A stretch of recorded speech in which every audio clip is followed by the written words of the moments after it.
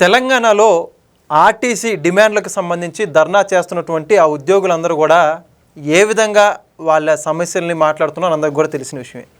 కానీ నిన్నటి రోజున ఎవరైతే శంకరయ్య గౌడ్ అనేటువంటి ఆర్టీసీ ఉద్యోగి శరీరం మీద పెట్రోల్ పోసి నిప్పంటించుకొని చివరికి చనిపోయిన సంఘటన మాత్రం రాజకీయ వర్గాల్లో తెలంగాణ వ్యాప్తంగా ప్రకంపనలు సృష్టించింది. అయితే శంకరయ్య గౌడ్ మృతికి సంబంధించి అనేక మంది అనేక రకాలుగా అనుమానాలు వ్యక్తం చేస్తున్న నేపథ్యంలో మొత్తానికి ఆ యొక్క మృతికి బాధ్యత ఎవరిది? ప్రభుత్వానిదా, ప్రతిపక్షాలదా, ఏ రాజకీయ పార్టీలు, అసలు ఏంటి దీంట్లో వాస్తవాలు? ఈ అంశానికి సంబంధించి పూర్తి విషయాలు తెలుసుకోవడానికి మనతో పాటు ఉన్నారు సీనియర్ జర్నలిస్ట్ డాక్టర్ కనకదుర్గ గౌడ్లమణి గారు. ఇప్పుడు నమస్కారం అండి. నమస్తే అండి. ఏదైనా సరే సమస్య ఉన్నప్పుడు ప్రభుత్వం దృష్టికి తీసుకురావాలి, కానీ ఇది మార్గం కాదని చెప్పేసి కొంతమంది మాట్లాడుతున్నారు. ఏదైతే ఆ శంకరయ్య గౌడ్ ఆయన యొక్క మృతికి సంబంధించి మరి కొంతమంది ఏమో ఇప్పటికైనా ప్రభుత్వం మేలుకుంటే బాగుంటుందని చెప్పేసి మరి కొంతమంది మాట్లాడుతున్నారు. కొంతమంది ప్రతిపక్ష పార్టీలు కొట్టని చెప్పేసి ఒక్కొక్కరు ఒక్కొక్క విభిన్నమైన వాదనలు అయితే వినిపిస్తున్నటువంటి పరిస్థితి. మొత్తానికి శంకరయ్య గౌడ్ మృతికి సంబంధించి కావచ్చు, ఆర్టీసీ కార్మికుల సమ్మెకి సంబంధించి కావచ్చు, మీ మాటల్లో మీ అభిప్రాయం ఏంటి? ముందు శంకరయ్య గౌడ్ గారికి మనం వారి మృతికి సంతాపం తెలుపుదామండి. నేనైతే శంకరయ్య గౌడ్ గారు చేసిన పని సబబైందన్న అంటల్లా. మనిషి ఎప్పుడూ కూడా పోరాడి సాధించాలి, అంతేగాని తన్ని తాను బలి చేసుకోకూడదు.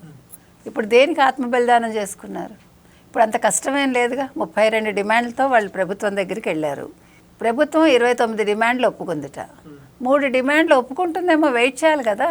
ఇందాక మీరు మాట అన్నారు ప్రతిపక్షం కుట్ర ఉందా అని. ఏమో ఉందేమో. ఇప్పుడు ఆర్టీసీ సమ్మె ఇవాళ కొత్త కాదు. 2019లో మీకు బీఆర్ఎస్ హయాంలో, మరి అప్పుడు టీఆర్ఎస్ ఏమో నాకు తెలీదు, ఆ టైంలో 52 రోజులు ఆర్టీసీ కార్మికులు 20 డిమాండ్లతో సమ్మె చేశారు. చేస్తే మీకు మొత్తం అంటే జిల్లాల వ్యాప్తంగా చూసుకుంటే కూడా 52 మంది రకరకాల కారణాలతో చనిపోయారు. ఆత్మాహుతి చేసుకున్న వాళ్ళు, అనారోగ్య కారణాలతో చనిపోయిన వాళ్ళు, ఇవన్నీ కూడా జరిగాయి. వాళ్ళేం కొత్త కాదు. అయితే ఇంకా 2 రోజులు కూడా కాలేదు ఇతను ఆత్మార్పణ చేసుకోవటం ఏంటి? దీని వెనకాల అతన్ని ఎవరైనా మైండ్ని ఇది చేశారా, అది ఏంటి అనేది తెలియాలి. దీని మీద కూడా ఒక ఏమంటారు కమిటీ వేయాలండి. ఎందుకంటే ఇవాళ ఇది ఫస్ట్ టైం కాదు. ఒక మనిషి తన్ని తాను అంటే అర్పించుకుంటున్నాడు ఒక కారణం కోసం అంటే వెనకాల ఎవరి మోటివ్ ఏంటి, అతని మైండ్ని ఇది చేస్తున్నారా, ఇది ఆలోచించాల్సిన అంశం. ఇది చిన్న విషయం కాదు. ఎందుకంటే చక్కగా ఉన్నారు మనిషి, ఆయన అసలు చనిపోతే ఎంత బాధ అనిపించిందంటే, ఇక్కడ అందం కాదు నేను మాట్లాడేది, హెల్దీగా కనిపిస్తున్నారు. అర్థమైందా మీకు? ఇవాళ వెంటనే గవర్నమెంట్ స్పందించింది. వాళ్ళ అక్కడుండే ఎక్కడ మిర్యాలగూడ, తర్వాత అక్కడ ఎవరు ఎమ్మెల్యే కూడా 5 లక్షలు ఆయన ప్రత్యేకంగా వ్యక్తిగతంగా ఇస్తున్నారు. అది కాకుండా వాళ్ళ కుటుంబానికి 10 లక్షలు గవర్నమెంట్ ప్రకటించింది. వాళ్ళ అబ్బాయికి ఉద్యోగం ప్రకటించింది. సరే, ఇవన్నీ పక్కకు పెట్టండి, ఇవన్నీ ఎలాగ జరుగుతాయి. కానీ మనిషిని తీసుకురాలేవు కదా. ఆవేశం ఎప్పుడు అనర్థదాయకం అండి. మనం ఏ సమస్య అయినా కూడా మనం కూర్చుని మాట్లాడుకుని పరిష్కరించుకోవాలి, లేదు నిరసన తెలపాలి. ఇప్పుడు మౌనంగా ఇవాళ ఎలా నిరసన తెలుపుతామంటున్నారో, ఇప్పుడు శంకరయ్య గౌడ్ పెట్రోల్ తీసుకుని వచ్చినప్పుడు అక్కడ పక్కన ఎవరు చూడలేదా?